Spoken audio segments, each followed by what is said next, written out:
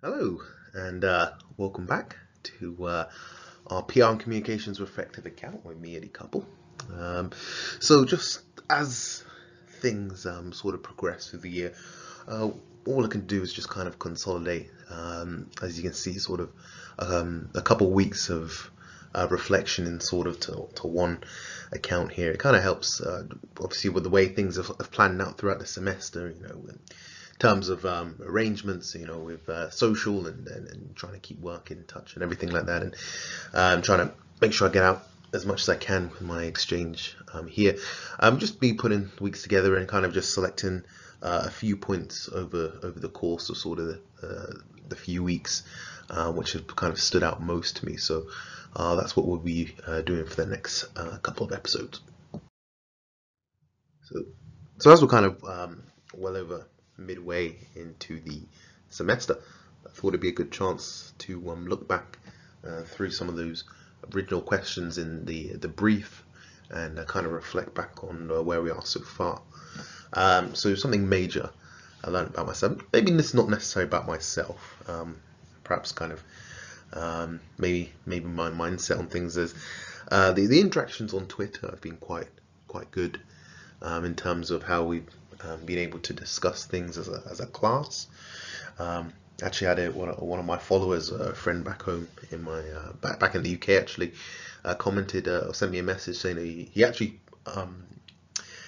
was following along with a thread actually. So that was quite interesting. He made some points about social media and sport with that. So I mean, for me personally, I don't really use Twitter. I don't really like Twitter that much. But seeing the the benefits of it in terms of connecting with like-minded people, I've been able to see that firsthand. So I think that's something I've learned. So we talked about the goals. So in terms of grades, just to go off grades was quite it was quite difficult for me. So I didn't want to set a grade because this year is simply pass or fail for me. So in that respect, you can understand perhaps why getting the difference between getting an 80 and a 90 to me is not as appealing in terms of quantifying exactly what I'm doing. So the main thing I really wanted to do was to stay on top of this portfolio, and definitely comparing from last semester to this one, I definitely think have achieved that. But in most part, with like I said, the kind of how things are going between me trying to do as much as I can in Canada socially and balancing that with the academics. Perhaps I could have worked out the time a little bit more, but just how it is, this is how it's going to work out. Like I said, with the kind of the blocks for the next couple of episodes. So in terms, I have stayed on top of the portfolio, definitely more than I did last semester. I.e., it's not 3 days beforehand in, so that's always good. And yeah, I've kind of continually asked questions throughout the semester. So risks, of course, was the kind of two I wanted to outline was, of course, this podcast, and obviously the one I'm doing in the 3P 25 unit. That's kind of a risk there for me. Kind of one doing this is a lot more work for on the outset than it is just doing a Word document, and to try and speak up a little bit more in class. In kind of my home institution, I think a little bit more in British culture, the students tend not to speak up in class at all. And I mentioned that to some professors, and I kind of mentioned that I'm surprised how often students are so willing to kind of share insight, and some even professors have gone, well, actually. Um, it seems even quiet here for them. They're used to a whole class being taken over by back and forth discussion between students. So it's interesting to see kind of the from two extremes, from mine and from someone else's, and kind of how they meet in the middle. So I've tried to take that on and try to input my discussions, and I kind of be very wary that I don't want everything to just be about me and what happens in UK. I'll raise my hand in class, but in the UK we do this in the UK. Of course, that's kind of my background. But I've tried to integrate myself into North American sports and culture and try and understand a little bit more about that while I'm here, of course. And what did I try to learn? So one thing I've talked about in a few episodes, and one thing that I've kind of continuously been going over, and it's kind of the main question, or not the main question, but one question that interests me again is how if it's media, does it reflect or does it mold our culture? Um, and kind of throughout the semester, certain conclusions have popped up, and that's kind of the thing I've been trying to learn throughout this kind of portfolio and reflect on that. So that's kind of my one big question on. So I just kind of want to do a quick reflection on our online Twitter discussions, as now both of them have been finished. So overall, not that great. The concept of it is really good, and it's fun, it's interesting. It creates a completely different environment. Students and insights, because of course when we're in class, perhaps if you ask a question, you can't really get 30 responses. Simply just don't have enough time. But here, this allows you to hear from different people, and of course from different sports and experience. So that was interesting. But in terms of the way I work, that's why it didn't really go well. So the first one, I had trouble kind of with the speed reading, and it was rushed, and it's kind of my fault because I didn't get the right excuse me, I didn't get the right provisions, and I just forgot major points. So how the professor wanted us to structure the press release in terms of kind of a title, and then the kind of the 5 Ws. Completely blanked on that. And the second time kind of went worse in terms of the kind of the organization around it. I had to kind of go and come back to class, and ended up writing the wrong report. So it's kind of fortunate that it's not going to contribute to my grade, which is fine. But in terms of the actual writing itself, again, it didn't go very well, which is fine. Like I said, the experience was fun. Don't think I have a a future in press release as of yet, but you got to have these experiences to kind of know. So I kind of just wanted to highlight my kind of reflections, and the kind of the thought process, and kind of the narrative that I've been kind of finding with sort of research. The kind of the thread here is kind of how media interest will change our perspectives.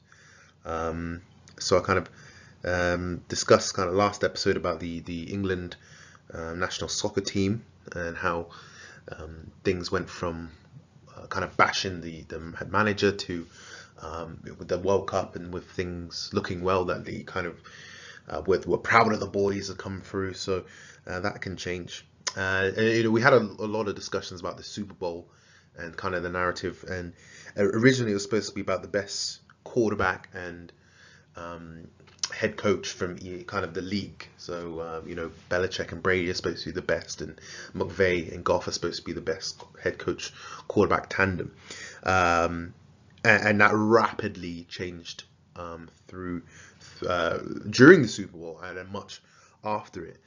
So kind of the narrative now has changed to kind of the Super Bowl was boring. In fact, it was only 13-3, I believe the score was, or 10-3 if it escapes me. And yes, and how we kind of almost ignore an entire aspect of the game, and it doesn't get appreciated.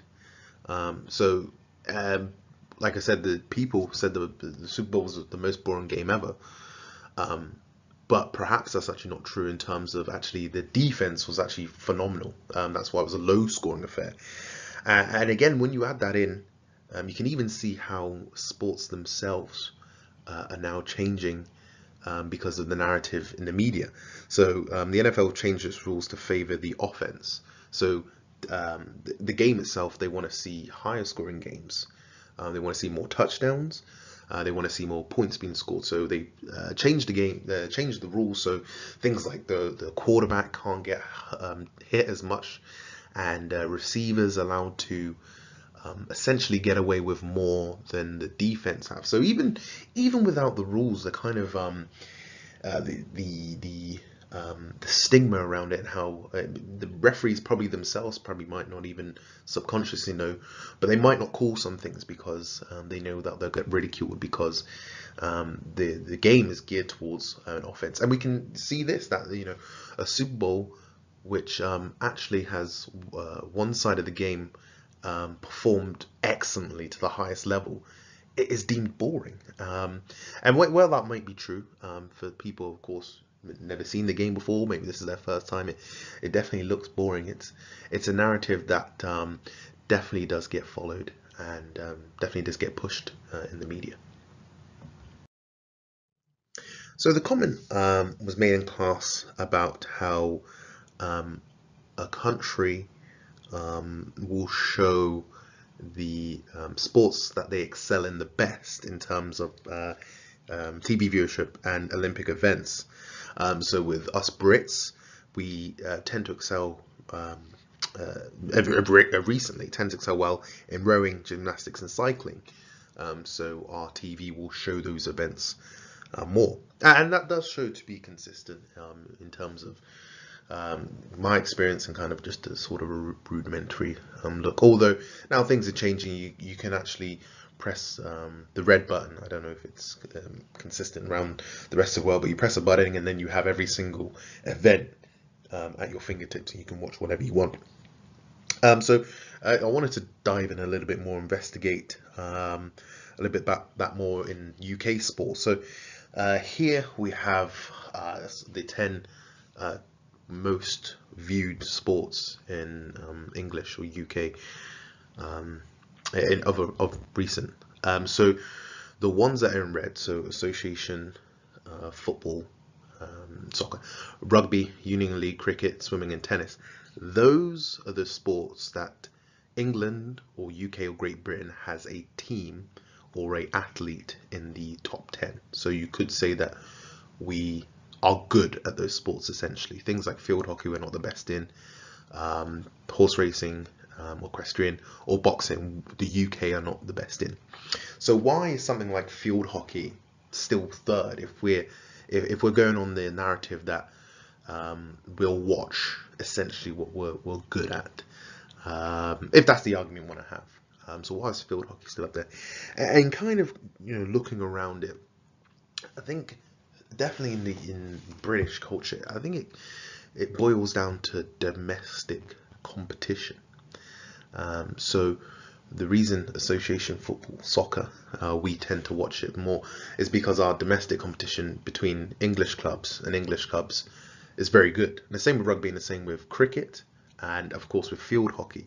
So even though we're not necessarily the best in the world at field hockey, watching English versus English teams, we seem to like, which is interesting because it kind of, we've created our own sort of microcosm, and we're not necessarily worried about the rest of the talent in the world. We're happy to watch what we want to, and I think it also comes in as well. I think a point to be made is in terms of watching Olympic events versus events that happen every year. So kind of the thing we had with the World Cup last summer was it was Wimbledon, prestigious tennis tournament, one of the best tennis tournaments in the world, was almost forgotten in the UK because of the World Cup. And England, of course, was doing well. We had success, but some would argue that you're more likely to see a British athlete win Wimbledon than England win the World Cup. Make of that what you will. But so if we're going on the premise of we'll watch what we're good at, surely the Wimbledon would be more watched. But I think the one thing that the Olympics and the World Cup have is that it comes on obviously every once in every 4 years, and I think that plays a main part over talent and over wanting to watch or wanting to see us win. I think if an event like the Olympics, World Cup comes on once every 4 years, I think it takes precedent in that year. And with that, I think it's kind of interesting. I think we should maybe appreciate that a little bit more and kind of blend that in to kind of the analysis of what fans are willing to watch in terms of sport that is good for their country and sport that they like to watch. So I kind of wanted to take you on a journey with the hashtag Me Too movement and kind of my reflections on that. So we're going to start off with Adam Levine. So he got some complaints from the basically from the broadcast corporation about how he took off his top, and obviously, as you can see in the bottom right there, he's exposing himself, and people compared that to Janet Jackson and her Super Bowl malfunction, where of course Justin Timberlake ripped off her top and one of her breasts was exposed. So people have actually compared both wardrobe malfunctions as sexist. So we were celebrating Adam Levine, but we almost made Janet Jackson feel bad. I see to some point the one caveat, the one argument I would push is that the male chest isn't as much as a sex symbol as the female chest. Of course, I personally don't really want to see anyone's chest on my Super Bowl halftime show, but I would make that a point in terms of if you're going to call this sexist. And again, there were some arguments that turned into a race thing, which I don't necessarily believe in, but it kind of is kind of led me on to kind of the double standards in sport in terms of course with male and female, and it kind of leads on to a moral decoupling, which we'll go on to talk about a little bit later on in the podcast. So kind of looked at sort of the treatment of female athletes in the media and within their sport. So we've got Hope Solo. So after a football match, soccer, when the US women's played the Sweden's women's team, she was quoted saying, "We played a bunch of cowards and the best team did not win." Came after a loss in the 2016 Olympics game. So Hope Solo found herself unemployed, so she got fired for saying those things. While recently, Cristiano Ronaldo, of course, world soccer star, one of the biggest icons on the planet, said something similar in terms of we played better than Uruguay. So he kind of made some comments as well. And so there is a prejudice in one situation. Obviously with Hope Solo, she's a female soccer player, and obviously Cristiano, male, and being one of the biggest in the world. So I kind of wanted to ask the question whether it was necessarily just male, female, or was it talent and reputation. So I kind of wanted to look through some things. So with the tennis, so Serena Williams with kind of a well-remembered outburst in the US Open, she was fined $17,000 for that incident. Now, if we look at two male and big tennis players who had this sort of similar incident. So Andy Murray kicked a ball towards umpire's head, which equaled with no consequences. And Roger Federer cursed multiple times at the umpire's chair, and he received a 1.5k £1,000 ban. However, a lesser known tennis player, well, definitely to me, obviously if you know tennis, probably you know this name, Jeff Tarango, he was fined 43,000 over 43,000 for his aggregate behavior towards an official. So he was actually fined more than Serena. So if we were going to go down the narrative of female and male, yes, I believe there could be cause for that conversation, but I would say maybe it is talent, and like I said, the talented players like Roger Federer and Andy Murray, they're not going to get the fines just because of who they are and their stature. then sort of my ask, or the question I asked is, could the reason female athletes are perceived better in sports is because they're hardly in the public spotlight? So this is a story that I found out and I didn't know at all, which I think if this was a male athlete, we would have heard it a little bit more. So if you don't know, the story I'm talking about was the incident with Tonya Harding. So I'll read the abstract. So in January of 1994, Harding hired a thug, later identified as ex-husband Jeff Gilwilly, to injure Nancy Kerrigan, her main competitor in the '94 figure skating championships.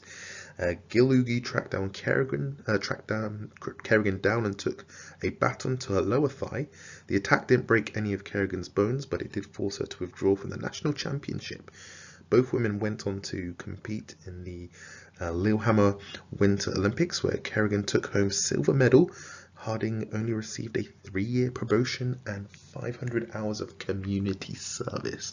Now, I understand the stigma between if a male attacks and a female attacks, but yeah, I think there is a conversation to be had that perhaps because the females is not so they're not in the public spotlight, that they do perceive to be a little bit better. Those are kind of my thoughts on that. So I wanted to discuss a little bit about moral decoupling and fandom and how that kind of can relate to each other. So I use this article in the Twitter discussion we had, and I think the question, if I can call back, was kind of how language was used in a crisis or to discuss about an athlete. So again, if this is I haven't mentioned it before, so this is Ben Roethlisberger, so Pittsburgh Steelers quarterback, who had 2 sexual assault cases or allegations made against him. So when we talk about looking at the language used around him, so I'll kind of highlight a thing here. So as he's a big time NFL quarterback who's won Super Bowls, 2-time Super Bowl champ, look at the wording here is a noticeable lovable icon, superstar on Sundays, and there's that, when we talk about moral decoupling in class today, we can see that there's clearly a divide here about Big Ben as a fierce competitor, a 2-time Super Bowl champion, and then this other person who apparently was involved in alleged rape. Now, for me, I interject my like I said, fandom in this. I'm a Baltimore Ravens fan, so the Pittsburgh Steelers are my rivals. So are my allegiances with the Ravens. So I have my own bias in this. And even before I knew the facts with this story, if you told me about it, I would have believed you. And I would have been quick to deem these things true of Big Ben. Not because of anything substantial, but simply because of my allegiance with my team and what he stands for in terms of sport. So you can call me out for that, of course, and you can see how the kind of the moral decoupling and the fandom and how they mix with each other, and how somebody can you can see 2 ends of the spectrum. You can see somebody maybe who wrote this article who's a Pittsburgh Steelers supporter, kind of using this language to kind of pull them 2 away, and then from the other end of me and my fandom almost accepting these things to be true, and almost putting the fact away that he is a human being who deserves at the very least a fair trial. Because of my fandom, I put that away, and we see that a lot in sports. And the thing comes back to me because Ray Lewis, who's a Baltimore Ravens, who I've talked about before, he was again accused of being involved in 2 murders, or involved in those murders, and I'd be very quick to defend him. Again, I'm not intimate with the facts. I am now, but before I wasn't, and I'll be very quick to tell you that he wasn't, simply because of what he means to my team and the team I support. So we can see how that can affect how the media works. I mean, of course, in this article, there's clearly an agenda in terms of the bias. But I think there is a limit, because Ravens fans and NFL fans alike were quick to acquit Ray Rice, who was shown on video beating his wife at the time. Actually knocked her out in an elevator. And the Ravens team, once all the facts came out, they cut him, and he's never played again in the league. And if you ask any Ravens fan, they'll say that's unacceptable. We're glad he's gone. So I guess sport fans, especially football fans, soccer and both American football, do get this kind of stereotype that they're almost uneducated, and they're happy to go along, and especially with the players in the league in terms of domestic violence, that we almost let it happen. We're almost happy to let those things go on, and we don't hold these people accountable. But there is a threshold, and we've seen it with Ray Rice. So, yes, there is a limit to how that fandom and how far moral coupling will go for a fan, a supporter of a team. So finally, I just wanted to share some thoughts around sport credibility and publicity.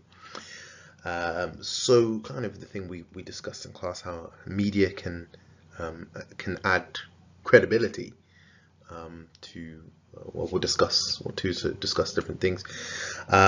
First of all, obviously the source needs to be a credible source. So and it can kind of work both ways. If it's not a credible source, it can actually take away credibility.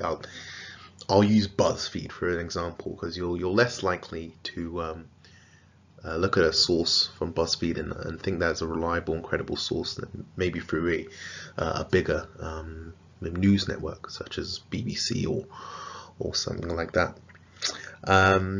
So we've seen this to be true. So I think the professor in class made a reference to something similar or the same, but the flat Earth theory society came on ITV News, ITV This Morning, a TV program, and that added credibility to their theory. In terms of me, obviously, I don't think it's got much weight to it, but it did certainly make them look a bit more credible than before. And especially if, like I said before, if they brought that story to BuzzFeed or another source like that, it definitely probably wouldn't help their cause. I've seen this in both the positives for this in the NBA and the NFL.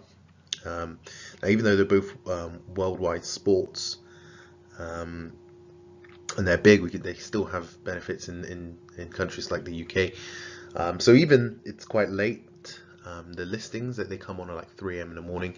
Having those games on TV has built the kind of the fans in the UK with both NFL and NBA, and now they're playing games in the UK.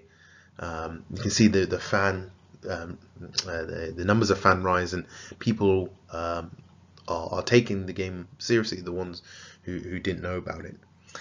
We've already seen this with the X Games, so many people saw the Extreme Games as sort of a joke or more of a hobby or a pastime, and now emergence with the sort of the channels and the streamers that are coming up with it. Now we're talking about it as a sport, and people are taking it seriously, and they're getting sponsors as well.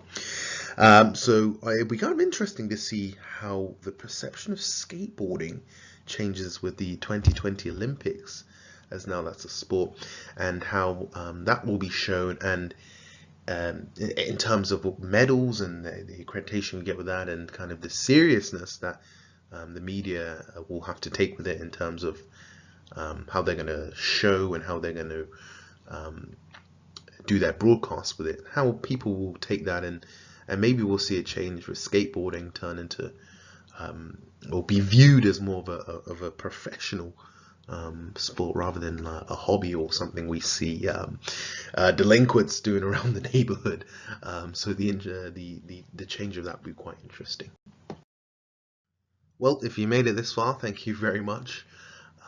Just wrapped up about half an hour there in a few weeks. So, like I said, thank you very much for listening. If you've got this far, and we shall see you next episode. Take care.